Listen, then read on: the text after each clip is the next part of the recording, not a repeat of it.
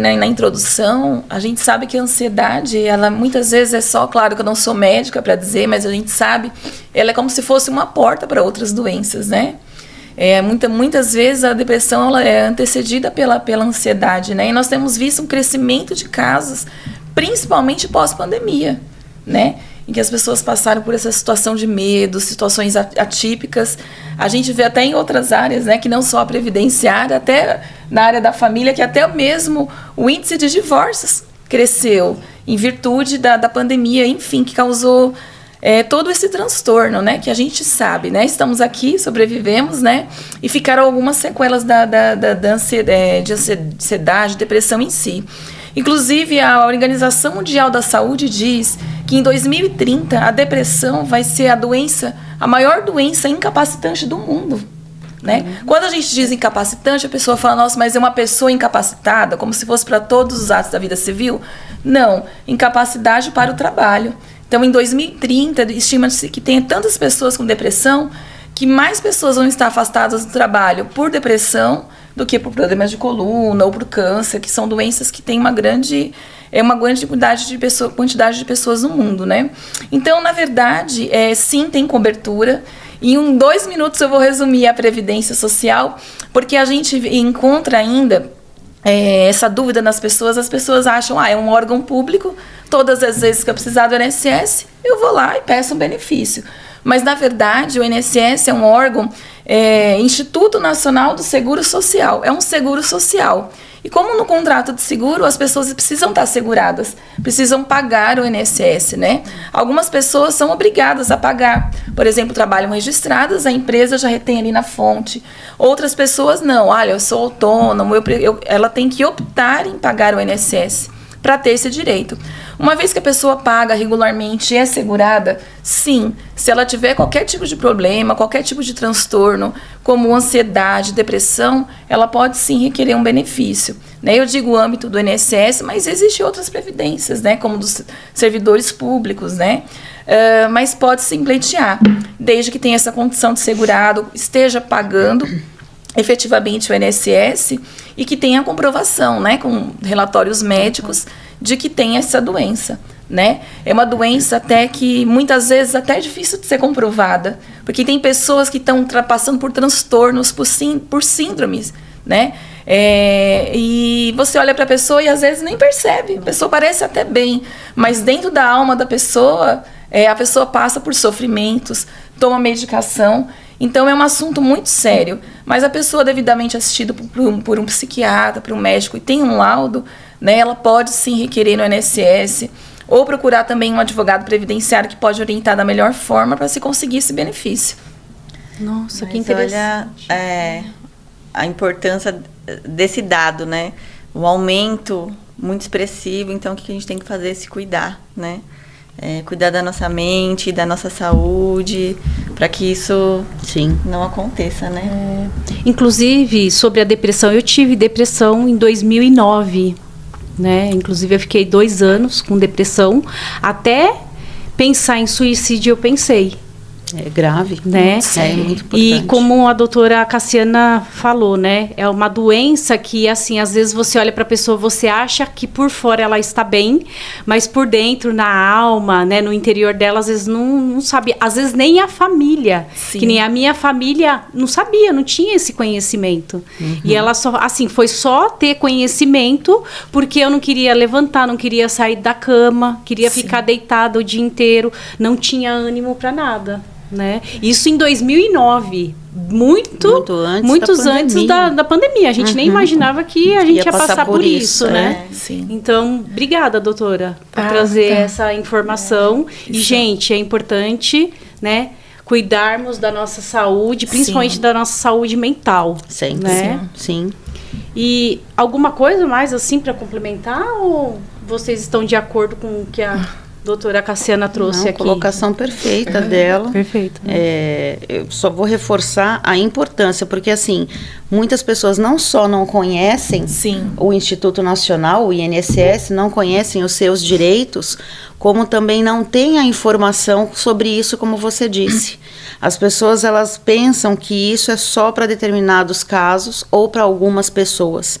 Inclusive, as pessoas que não têm a condição de fazer essa contribuição também têm esse direito, né? Em algumas situações específicas. A informação não chega, muitas das vezes, no local onde realmente há necessidade. E isso que é uma falha muito grande no nosso país. Inclusive, me surgiu uma dúvida aqui. E para quem é autônomo? Então, quem é autônomo, para ter acesso à Previdência Social, para esse tipo de benefício como auxílio-doença, né, que é a licença por uma incapacidade provisória por algum tempo, ela precisa estar assegurada. Então, ela precisa procurar o INSS, ver quanto que eu posso pagar por mês, pelo qual código eu me enquadro, quanto eu posso pagar. É muito importante, é muito importante. Ao longo dos anos, a gente se depara com tantas situações, porque as pessoas, muitas vezes, elas não pensam em previdência, né? E o que acontece? Às vezes, a pessoa, num dia está bem, no outro dia ela sofreu um acidente ou um AVC, ficou incapaz. Né? Ficou incapaz de forma até permanente, né? O que daria direito até uma aposentadoria por invalidez, que é um benefício permanente mesmo. Mas a pessoa não se atentou a fazer esse pagamento antes. Né? E isso pode acontecer com qualquer pessoa. A qualquer momento. Qualquer pessoa. Né? A gente vê muito, e assim, é muito difícil. Às vezes chega uma pessoa no escritório e fala, meu esposo teve um AVC, está inválido, mas ele pagava INSS? Não pagava, porque as pessoas acham que tem esse direito. É só precisar ir lá. Então, assim, é necessário procurar isso, né? Eu digo que previdência é uma das áreas, até mais, todas as áreas são importantes, mas vamos falar não só do direito previdenciário, que é um planejamento de como você pode se aposentar, porque hoje nós todos aqui estamos bem jovens, mas um dia nós vamos ter 80 anos, e a gente precisa de uma renda.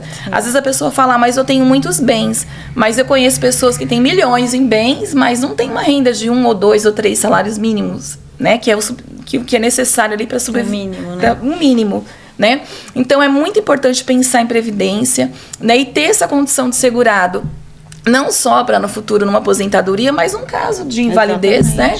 Ou invalidez, ou uma doença. A pessoa pode estar bem e num dia quebrar o braço, precisar ficar afastado 6 meses. Então é muito importante isso, ter essa preocupação. E o quanto antes, como eu falei, com certeza. Justamente com certeza. Ela explicou perfeitamente o que eu quis tentar dizer, né? As pessoas precisam saber que elas têm esse direito, que elas podem buscar essa ajuda nesse sentido, né? Sim. E o quanto antes começar também melhor, né? Com certeza. Porque se a pessoa ela começar a pagar com 60 anos, ela vai pagar muito. Pelo menos 15 anos. Pelo menos a maioria das aposentadorias, né, pelo menos 15 anos. Então, assim, é legal que se pense isso antes, né? Faça todo um planejamento previdenciário antes, até para ter uma aposentadoria de um valor maior, né? E ter essa cobertura para todas essas doenças, né? Nossa. É isso. Esclarecedor, hein? Muito. Muito bom. Muito importante. Agora, a segunda pergunta. No âmbito trabalhista, quais os direitos para as pessoas que sofrem esse tipo de doença? Depressão, ansiedade, eu não sei se já foi falado ou não. Não, então, na verdade, o direito previdenciário está até estreitamente ligado com o direito do trabalho também, né? E, na verdade, a pessoa que passa por esse tipo de doença, e existe uma relação, pode existir uma relação dessas doenças, como depressão, com o trabalho ou não, né? Por exemplo, às vezes uma pessoa, ela já sofreu algum trauma na vida e ela sofre uma perda. Perdeu o pai, a mãe. Então, aquela depressão ou aquele problema psiquiátrico, ela vem dela mesma, não tem relação com o trabalho. Foi um sofrimento que causou, às vezes, a perda de um filho, ou o fim de um relacionamento. Enfim, são centenas de situações que pode levar a pessoa, por si própria, a ter aquele tipo de doença, né? Então, esse primeiro caso, ela não tem ligação com o trabalho. Mas, assim, hoje é grande o número de pessoas que têm um tipo de depressão ou problema psiquiátrico, psicológico, por conta do trabalho, né? Tem a síndrome de Burnout e outras doenças que são presentes em principalmente pessoas que passam muita pressão. Área da saúde. Bancários. Educação, professores, advogados também estão na lista. Estão na lista de pessoas. Porque nós, o ser humano natural, ele não foi feito para ser pressionado. Se a gente olhar o homem primitivo, a mulher, ela foi feita. E não estou falando isso contra o feminismo, estou falando do homem primitivo. Nós somos feitos para cuidar dos filhos, um homem para caçar. E de repente nós crescemos, e principalmente nós mulheres, nós trabalhamos, nós temos filhos, é muita pressão. E tem algumas áreas que exigem mais uma pressão, né? Então, muitas vezes, está ligado ao trabalho. A gente fala do bancário, por exemplo. Às vezes a pessoa ela é pressionada a cumprir metas, e aquilo vai causando aquele sofrimento. Então, pode-se sim comprovar, geralmente com perícias, tanto na vara previdenciária, quanto na vara do trabalho, na justiça do trabalho. Um perito pode dizer, realmente, essa doença tem uma relação com o trabalho, certo? Essa desordem, ela caminha junto com a ansiedade. Então, se você quer criar um espaço, você quer melhorar a sua ansiedade, tenha um espaço organizado. E eu falo principalmente do trabalho e na sua casa. Eu falo do dia a dia, você vai cozinhar. Cara, eu não consigo cozinhar com a pia bagunçada. Eu também não. Né? Eu vejo algumas pessoas... Eu ia falar exatamente isso. Vão cozinhar, tá aquela bagunça. Eu falo, Jesus... E agora, né? Como que faz? Não, vamos primeiro lavar tudo que tá ali, colocar em ordem, colocar no escorredor. Aí sim eu consigo preparar o alimento. Porque imagina eu preparar um alimento que eu vou nutrir a minha família, que eu vou me nutrir com uma bagunça, com restos de comida na pia, com mau cheiro. Então, tudo isso está relacionado. Aí, às vezes, você faz até uma comida e não fica do agrado, porque... você acaba pegando restos de outra comida, porque existe isso, assim, tem gente que vai deixando para lavar a louça depois, eu vou lavar na hora que eu for cozinhar. E tá aquela zona, aquela bagunça, aí você vai e empurra, nossa, não é? Meu Deus. A bagunça ali, vou cozinhar nesse pedacinho. Assim, com a pia, não, eu não consigo. Eu brinco em casa com eles lá, eu falo, gente, sobe, deixa a pia limpa. Vocês não têm noção de como é descer no dia seguinte, você vai tomar um café da manhã, você olha, a pia tá aquele nojo. Porque eu tenho nojo de resto de comida, fica cheirando. Então, aí, o que acontece? Você cria... Tem bichos, né? Que passam ali à noite, bactérias. Então, aí você vai se alimentar, você vai pegar um prato que estava ali. Como você vai preparar o seu café da manhã, que é algo que, para mim, é maravilhoso. Eu amo sentar e ver a vista que eu tenho do sol que entra de manhã. E aí, você olha aquela bagunça. Eu não tenho nem vontade, as pessoas não têm nem vontade de tomar o café dentro de casa, né? Acontece que às vezes a pessoa nem fala, eu vou tomar café na padaria, no posto de gasolina, passando no meio do caminho. Porque tá tão bagunçado. Isso cria um sujo. Afastamento, né? Da família também. A bagunça, ela cria um afastamento da sua casa. Eu vou deixar pro final, que eu quero falar sobre isso, esse afastamento. Inclusive, aproveitando esse gancho da pia, né? Porque eu acredito que o nosso público, na grande maioria, são mulheres. 90%. A pia, eu aprendi uma coisa com a minha cunhada. Minha cunhada, ela não usa escorredor. Ela fala que escorredor é coisa para preguiçoso. A minha cunhada.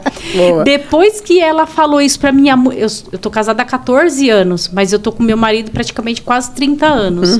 Desde que houve na minha casa, nunca teve escorredor de louça. Porque lavou, secou e guardou. O que você me diz sobre o escorredor de louça? Eu não acho que é do preguiçoso, não. Eu acho que ele, por um tempo ali, ele é prático. Até porque se você não tem um espaço para colocar para escorrer a louça, fica difícil. Às vezes você vai receber uma visita e tem aquele mundaréu de louça. Você precisa ter um lugar para colocar. Então, eu sou sim a favor do escorredor. Só que eu gosto de escorredor depois fechadinho. Eu gosto disso. Eu não largo a pia. Só para escorrer a água. Só para escorrer. Até porque, falando assim, até de bactérias, depende do pano de prato que você está utilizando. Se você... a partir do momento que ele ficou úmido, ele contém bactérias. Né? Dizem estudos que o pano de prato tem mais bactéria que um sanitário. Gente, porque ele vai ficando úmido. Então, às vezes, a gente vai usando. Você pega com a mão, seca o prato, seca o talher. Então, o ideal é que você escorra essa louça, deixa ela secar um pouquinho, e aí depois você guarda. Então, em casa funciona dessa forma. Eu gosto também que lava, deixa escorrer um pouco, finalizou tudo ali o almoço, né? Aí guarda a louça. Que eu também não gosto de louça na pia, eu acho também que dá uma má sensação. Não parece que a casa inteira tá bagunçada? Parece. Eu falo assim, louça suja, louça pra suja. mim. Se eu acordar e ver louça, aquilo já começa a me dar uma gastura, sabe? Eu falo que eu tenho palpitação. Um mal-estar. Pra mim é uma gastura, então, assim, um mal-estar. Porque você fala, já tá bagunçada a casa inteira, e às vezes a casa tá em ordem. Só que a cozinha bagunçada, porque a cozinha é o coração da casa, né? É onde você nutre você nutre a sua família, onde você que é o cozinha. pulmão da casa, na sua... Pra mim é o banheiro. Banheiro, pulmão? Olha. Eu gosto de um banheiro. Eu gosto de banheiro. Eu amo também. Eu gosto de banheiro. É um ambiente que faz arde a gente se limpar ali, mas acho que é por isso.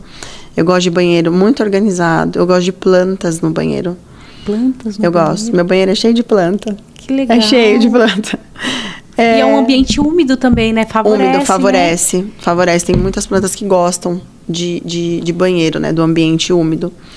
Então, pra mim, o pulmão, assim, aquilo que... Sabe? É o respirar mesmo. É o banheiro. Eu gosto do banheiro bem organizado, clean, sem muita coisa na bancada. Apesar de, na minha casa, 90% das casas que eu organizo tem uma demanda de objetos em cima da bancada, que é a facilidade para o dia a dia. Porque a gente precisa, na organização, eu gosto de falar que a gente precisa entender o que o cliente está buscando com essa organização. Não adianta eu chegar na sua casa e falar, Aline, vamos tirar todas essas coisas de cima da sua bancada. Sendo que a sua rotina é uma rotina que você precisa que tenha aquilo, senão você não vai usar. Por exemplo, um skincare. Tem pessoas que não estão habituadas a fazer um skincare, de cuidar da saúde, da beleza do rosto. Então, se não tiver naquela bancada, ela não vai usar. Então, eu preciso entender que tá tudo bem, de uma forma mais organizada, colocar uma bandeja, um organizador, que fique ali até mais prático para no dia da limpeza. De você tirar tudo dali de cima, Sim. numa bandeja, do que você tirar item por item. Então, né, existem esses casos de você ter. E tem clientes que não tem nada, que não gostam de nenhum papel em cima. E aí, tudo bem, né? Mas pra mim, eu gosto de um banheiro sempre organizado, limpo, né? E clarinho, sem nada muito sobrecarregado. Mas pra mim, o pulmãozinho da casa Você falou uma palavra que puxou uma outra coisa aqui na minha cabeça. E isso acontece muito comigo, né? Você fala uma coisa e vai puxando outros assuntos. Do skincare, né, no caso. Sim. Antes eu tinha a minha gaveta da calcinha. Gente, era uma bagunça. E eu perdia muito tempo procurando. Até que eu falei assim, não, eu preciso parar de perder tempo procurando as minhas calcinhas. Aí eu mandei o meu marido fazer aquelas divisórias. As divisórias fixas. Fixa, na própria gaveta da calcinha. Mas então, faz de acrílico, madeira? Ele fez de madeira, então ali tem a parte dos sutiãs com bojo, aí tem as calcinhas, né? Tem os outros tipos de sutiã sem bojo. Sem bojo. Eu senti que aquilo me fez ganhar tempo. E outra coisa, porque assim, quando a gente acorda, toma banho, abre a gaveta da calcinha. Eu lembro que na época me dava uma ansiedade, porque eu não conseguia encontrar a calcinha que eu queria. Eu ficava procurando. Tá nervoso. Não é? Você já fica estressada. Porque é isso, você não sabe o que tem ali dentro. Você sabe, são calcinhas, ok? Mas não estão separadas por categoria, um exemplo, por cor. Porque num dia você vai colocar uma calça clara. Você tem que usar uma calcinha da cor, do tom ali da sua roupa pra não aparecer. Então, até você encontrar, você perdeu o quê? 10 minutos? Não é? Eu brinco assim, às vezes você fala assim, eu tenho que sair 7 horas. Eu sou uma pessoa assim, ó. Se eu tenho que sair 7 horas, eu acordo 6h30. Eu acordo, levanto 6h30, eu tomo meu banho, eu faço meu skincare, passo minha maquiagem, 7 horas eu tô saindo de casa. Porque eu sei onde estão as minhas coisas. E eu faço uma coisa, um dia antes, eu gosto de separar. Se eu vou sair muito cedo, eu separo a roupa que eu vou usar no dia seguinte. Então, eu já deixo. Inclusive, eu vou falar uma coisa pra você. Como era em casa. As calcinhas. Vamos falar das calcinhas. Teve uma época que as minhas calcinhas, elas são no quarto, normal. Toda, né, a pessoa tem calcinha no quarto. Só que aquilo me incomodava. Eu ter que sair do banheiro, pegar a calcinha, voltar pro banheiro, passar o hidratante, passar o creme, a maquiagem, né? Eu comecei a deixar a calcinha no banheiro. Levar a roupa? Não, eu tive uma gaveta, organizei uma gaveta no banheiro de calcinha. Só de calcinha. A alimentação, ela está intrinsecamente ligada à ansiedade. Porque assim, a ansiedade, a pessoa tem aquele desconforto, ela tem uma taquicardia, ela tem uma sudorese. E quase sempre a ansiedade, o que acontece? A pessoa está olhando para o futuro de uma forma negativa. Então, ela vai passar por uma prova, uma competição, e aí ela já imagina antes naquele momento futuro, só que ela olha como se fosse uma coisa ruim, né? Ela não consegue avaliar esse momento como uma coisa positiva, ela já olha para aquilo de um momento de uma forma ruim. Então, por que a alimentação está relacionada a isso? Porque a alimentação, ela traz nutrientes, né, que vão ajudar a formar os neurotransmissores. E são esses neurotransmissores que vão ser desencadeados no momento de estresse, que podem ajudar ela, se for preciso, por exemplo, no caso de lutar, na ansiedade, a fuga, você corre ou você luta, né? Uhum. Então, alguns neurotransmissores precisam ser, na verdade, desencadeados como a adrenalina, para que ela consiga reagir.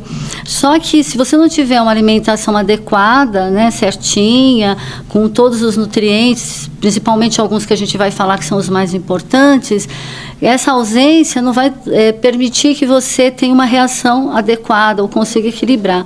Eu acho que o problema da ansiedade maior é que assim, é normal, é natural o nosso corpo ter ansiedade diante de uma expectativa de alguma coisa, de algum momento que você vai viver. Mas quando isso se torna crônico, né, o que é crônico? Tudo na sua vida, todos os momentos, durante um dia inteiro, você fica todo o tempo com esse desconforto, o que vai acontecer? O seu organismo está desencadeando um monte de neurotransmissores, de uma cascata de hormônios que vai deixar você, que é para você reagir no momento de estresse, mas você vai passar o dia inteiro com aquela cascata de hormônio, entendeu? Então, é positivo sim, quando é um episódio, mas quando isso vira uma cronicidade é complicado. E a alimentação ajuda a formar os neurotransmissores que são necessários para dormir, para você até reagir no momento necessário, mas é importante que você tenha esse equilíbrio. Por isso que a ansiedade, ela tem que ser tratado com equipe multidisciplinar. Né? Então, eu recebo muito paciente no consultório que ele já chega e fala, olha, eu sei muito bem comer, eu sei o que eu preciso comer, mas eu não consigo porque meu problema é a ansiedade. Então, ele já vem até com diagnóstico, né, dele. Eu sou uma pessoa ansiosa, então, por conta disso, eu não consigo comer o que é necessário. Então, ele mesmo já vem com aquele diagnóstico dele. Ou seja, é importante a alimentação, é claro que a gente vai ajustar, vai criar um plano alimentar, né, que tem uma liberação maior de neurotransmissores que vão fazer ele relaxar, mas se ele não estiver acompanhado por uma equipe multidisciplinar, uma psicóloga, às vezes é necessário um médico mesmo, né, para entrar às vezes com medicação, fica muito difícil. Um preparador físico, alguém que vai fazer ele relaxar.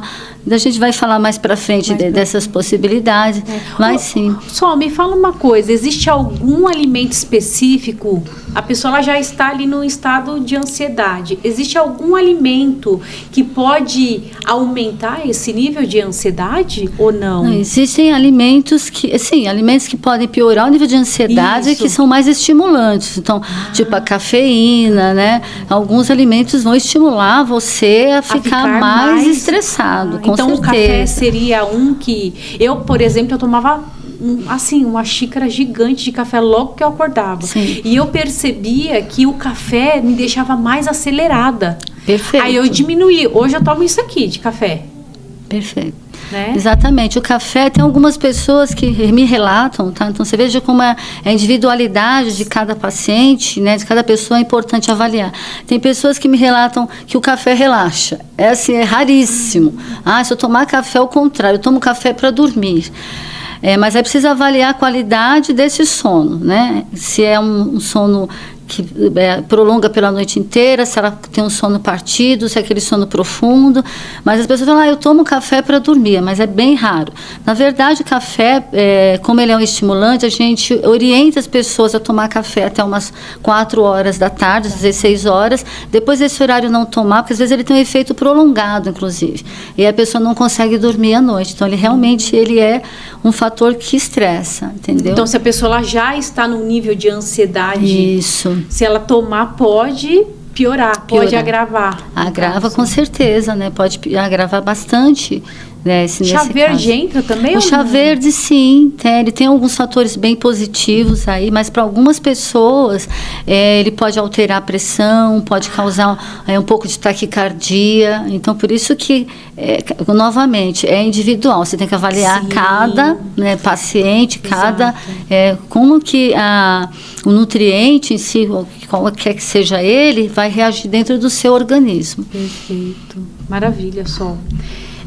Próxima pergunta aqui. Existe alguma relação do quadro de ansiedade com a compulsão alimentar?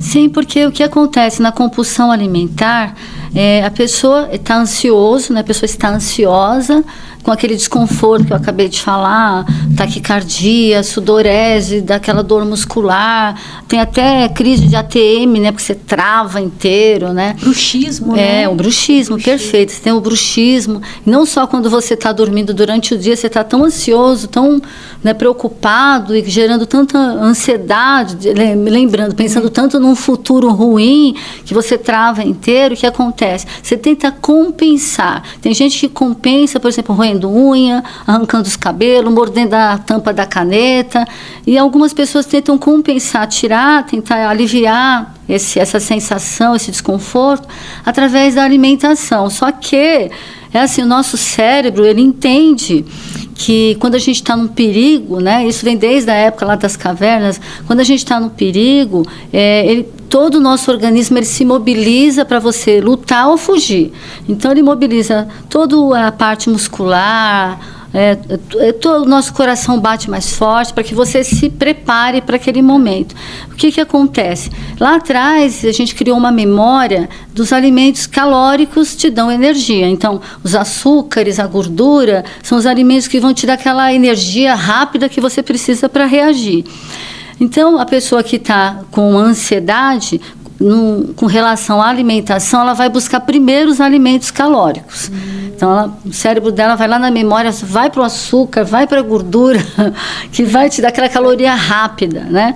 Só que o que acontece é que ela acaba comendo de tudo. Primeiro ela pensa na gordura, no açúcar. Mas aí a pessoa que tem a compulsão alimentar, ela acaba, o descontrole é tão grande, né? Com o descontrole, ela não consegue, que aí tudo que tem pela frente ela vai. E assim, é uma forma que não é usual, porque assim, a gente se alimenta quando está com fome, até quando está de certa forma um pouquinho estressado, mas é naquele momento, de novo, quando a coisa vira crônica, o que acontece? A pessoa vai para a compulsão, porque ela come, quando ela está o dia inteiro ansiosa, ela come de novo e outra vez e outra, e ela come a geladeira, o armário, tudo que tiver na frente. Às vezes acorda até de madrugada. De madrugada, né? Então, porque é crônico, ela não consegue segurar essa ansiedade dela. Então, ela não consegue perceber que a gente tem alguns momentos, algumas situações de desafios na vida, que a gente vai passar pela ansiedade, né? Por esse momento, mas passou, entendeu? Uhum. Não, o dia inteiro ela olha, o trânsito, se o cachorro morder, ela morde o cachorro. Se o cachorro latir para ela, morde antes, porque ela é tão estressada. Então, e aí o que acontece? Ela vai para a compulsão alimentar. Então, por isso que tem essa relação, sim. A ansiedade leva você para a compulsão, se você não buscar ajuda, né, um tempo hábil para corrigir tudo isso. Um ativa o outro? No caso? Sim, eles estão muito relacionados, né? Pode sim, um pode desencadear o outro, com certeza. E geralmente quando as pessoas chegam no seu consultório, elas já chegam e falam, eu tenho compulsão alimentar ou não? Ou, não, eu como um pouco. Olha, como que é essa? Sim, a pessoa às vezes ela tem uma certa... É difícil para ela admitir uma compulsão, né? Nem todo mundo está preparado para assumir. Né? As pessoas têm um certo medo perante, sei lá, a sociedade, as pessoas que convivem, de ser julgado, né, por compulsão. Mas elas chegam falando de descontrole, elas falam a ansiedade, eu tenho uma ansiedade muito grande que eu não consigo me segurar, eu preciso comer, eu fico muito nervosa, entendeu?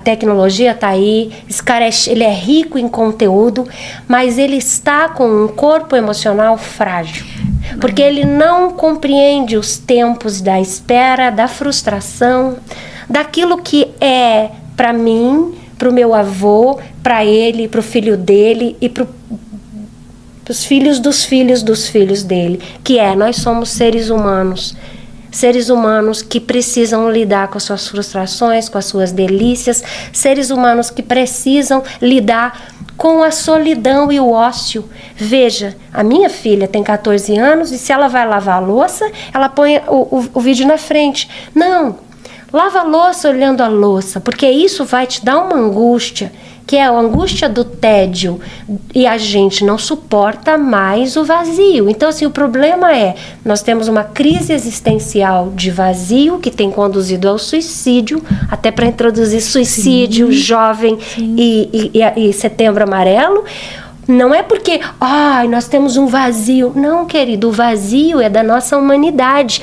A questão é que quanto tempo a gente pode ficar sentado com o nosso vazio e sobreviver a ele sem pegar uma tela? Exato. E tentar preencher aquilo que não é preenchido, nem pelos nossos avós, nem por mim, nem pelos meus netos, que como é que eu vou estruturar esse corpo emocional para essa cabeça de conteúdo?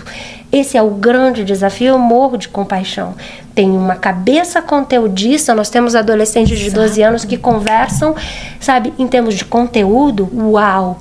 Mas quando você pega a primeira dor de perda do primeiro namorado, da primeira namorada, ele quer se suicidar. Ou seja, essa quantidade de conteúdo não suporta a frustração. Na minha geração, a gente ouvia uma música de fossa, chorava e ia buscar outro amor. Mas hoje você tem um menino lindo, rico, expoente, super inteligente, que se joga do 10º andar. Sim. Que se suicida. Conheci um recentemente que aconteceu isso. Porque ele não suporta o corpo emocional. Então, o que a gente precisa fazer, eu acho que como essa nossa grande tarefa, não só como terapeutas, mas como sociedade civil, é de auxiliar esse corpo emocional diante do tédio, diante do vazio, como uma condição humana, diante do sofrimento, como senta e sofre. Deixa o sofrimento rastelar a sua alma, porque quando ele for embora, a tua alma expandiu, ganhou. Mas não se é permitido sofrer, né? Então, pois é. Sofrer virou por conta da felicidade. Lugar de SA. Felicidade SA. Virou, você faliu, né? Como assim você está sofrendo? Você não pode sofrer, né? E o sofrimento é inerente a nós, né? Ele faz a gente crescer, né? Ele vai fazer você olhar por um outro prisma, que você está olhando aqui, ele te fala, peraí, olha aqui.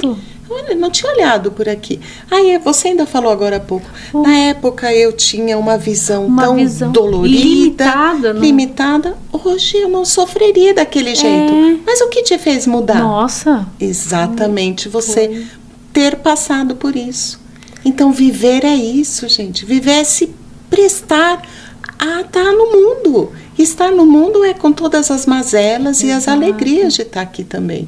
Não é ruim sofrer. Sabe por quê? Porque tudo passa. Nada é permanente. Está escrito. Tudo passa. E eu penso que a função do terapeuta enquanto diagnóstico, então se eu for pensar nesse jovem, quando ele chega pra gente, ou quando a gente olha e vai fazer um diagnóstico, né? Que é a pergunta que você faz, qual é o diagnóstico, Kátia? Pra quê, né? Pra ir no Google, né, cara? O que tem de diagnóstico? Quando eu olho, né, meu lugar de diagnóstico é olhar duas dimensões, o esqueleto, né? Todos nós temos um esqueleto. Esse esqueleto é forte? Ele é forte. Aí entra o nosso caminho junto com outros profissionais, neurologistas, psiquiatras. O esqueleto é forte? Bora fazer diagnóstico desse esqueleto? É forte. Aí o psiquiatra, o neurologista, o médico, que vê esqueleto diz, é forte. Agora eu vou perguntar para a senhora, doutora, né? É forte? E ela diz, é forte o esqueleto. E daí ele diz assim, então eu vou perguntar para você, terapeuta, ele dança? Porque esse é o meu lugar de terapeuta, é pegar esse jovem e dizer, tem um esqueleto forte, tem muita competência tecnológica, mas está engessado? Você dança. Se você levar um não por resposta, dá para dançar, ou seja, dá para expandir. Então, o esqueleto é bom e ele dança. Tá dançando? Então, eu acho que o grande caminho da gente com essa galera jovem é ajudar a dizer, bora aprender a dança? Bora aprender o passo porque muda. Né? Isso. É a elasticidade do ser, né? É a insustentável leveza do ser de Milan Kundera, né? Eu sugiro a todo mundo a esse livro, gente, a sustentável leveza do ser, né? É esse ser que é muito mais amplo, que precisa se deixar ser rastelado, porque senão não vai crescer. Rastelado pelo sofrimento e pelo gozo, porque senão a gente pega um caminho de ser adepto do sofrimento, né, e da vida, e da modinha da reflexão sofrida, e a gente também não goza com a alegria de ser o que se é, né? E se a gente não tem que saber a dor, mas também tem que saber a delícia. Sim. Eu tô para dizer que essa geração, ela não consegue verbalizar a delícia. Tá tudo muito blasé. Nada mais chama atenção, nada mais uau. Tudo tá muito conhecido, não existe mais o fascínio. O fascínio mesmo, né? Chega e eu digo assim, você quer ser fascinado? Como é que você chegou até o consultório? Ele, não sei dizer, doutor. Eu falei, então fazer o seguinte, semana que vem, tua tarefa é dizer pra mim, como é que você veio? Eu vim de carro, deixou aonde? E onde você deixou? Tem árvore embaixo? Quantas árvores tem no seu caminho? Como estava o céu hoje? Porque a gente tem que descentrar esse indivíduo de dentro e colocar ele para o fascínio da beleza do simples, que é, por exemplo, saber se tem sol, saber se tem estrela, se tem árvore no caminho, porque isso vai invadindo e dançando, a dança com a árvore na rua. Por si só, né, Kátia? Hoje eu acho que também um outro fato importante da questão da mídia social é eu só sou feliz se o outro aprova a minha felicidade. Quantas curtidas eu tive, quantas visualizações eu tive. E isso vai virando uma questão tão patológica que se vive olhando, eu posto o prato de comida, eu vou ver quantas pessoas visualizaram. Mas não estou presente, né? Não como a comida. Não como a comida. Só tá ali só para registrar, se o indivíduo X não olhou, por que ele não olhou? Que frágil. Por que ele não curtiu? E a minha felicidade vai embasado no olhar do outro. Que frágil, imagina. Aí você fala, tira tudo, o que sobra? Que frágil. E aí, o que ficou? E é essa a nossa convocação. É você por você. Nós somos seres sociais, somos seres psicossociais, espirituais, tudo. Mas sou eu comigo o tempo todo. Né? A solidão faz parte de mim. Eu tenho que aprender a viver comigo. E eu tenho que ter prazer de viver comigo. Sim. O outro é forte para mim, mas ele não pode ser protagonista da minha vida. Né? E é essa chave que a gente tem que mudar para ontem. Porque hoje o outro é o protagonista da minha vida. A roupa que você veste é que vai ditar o que eu visto. Que cor você gosta mais? Espera aí, deixa eu ver. Que cor que a Aline usa mais? E aí? Onde é que eu protagonizo tudo isso? Então, são dados importantíssimos que a gente tem hoje na clínica, né, Kátia? Com muita força. Com muita frequência. É você trazer esse indivíduo para si, né? E essa volta é tão bonita. É linda, porque ela é da nossa humanidade, não é um reaprender. Ai, vou reaprender. Não, você não desaprendeu. Tá aí, só tá alienado. Quando você come, você não sente o gosto. Quando você caminha para vir ao consultório. Já foi corajoso, já veio. E quem veio? Trouxe a si mesmo? Trouxe a si mesmo? Então, eu sempre digo que o primeiro caminho para encontrar a dor é o corpo. Se a gente consegue encontrar o indivíduo na primeira dinâmica do seu corpo, que é esse corpo que caminha como? Olha o quê? Sente o quê? Prova o quê, né? Ivan Lins, provei, cheirei, toquei, e é por isso que eu me sinto cada vez mais vivo, cada vez mais limpo. Não dá para passar a vida sem viver a vida, né? Se cavarem um buraco, encontrarem a Kátia depois de 400 mil anos, vão encontrar um ser único que nunca se reproduziu. Não vou contar um clone. Essa mulher que foi encontrada vai ter uma existência. E do dia que eu nasço, a morte se apresenta para mim e diz, vem. E eu me apresento para a morte e digo, vou. E vou entregar uma vida que vale a pena ter sido vivida com muita dignidade, a senhora. Uau. Ou eu vivo nesses termos, ou eu não estou vivendo, mesmo que eu esteja viva.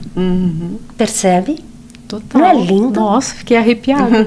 Até me emocionei. Lindo. É lindo. A nossa profissão é linda, né? A gente vive chorando. Eu choro pra caramba. Nossa. Porque você olha umas coisas e fala, que lindo. Uau, quando esse indivíduo se encontra esse desvelar, com a né? Uau, vale esses tudo, né? panos vão saindo, né? Vale e você muito. Se redescobre. É muito bonito. E é tão lindo, né? Muito. Tão lindo. Porque uma vez que você encontra a verdade, é muito você não... bonito, né? Você encontra a verdade e ela te liberta, assim, não no dá pra fundo, ser... né, Kátia? Você tá o tempo todo se olhando através do outro também. Sim. E a gente tá crescendo através do outro. Por isso que eu falo que a nossa profissão é muito bonita. Porque a gente tem vidas sendo apresentadas ali o tempo inteiro e você tá olhando tudo aquilo e tá sendo essa ferramenta de autodescoberta e de caminhada. E é tão bonito quando você tem um olhar de gratidão. Eu falo que não tem preço.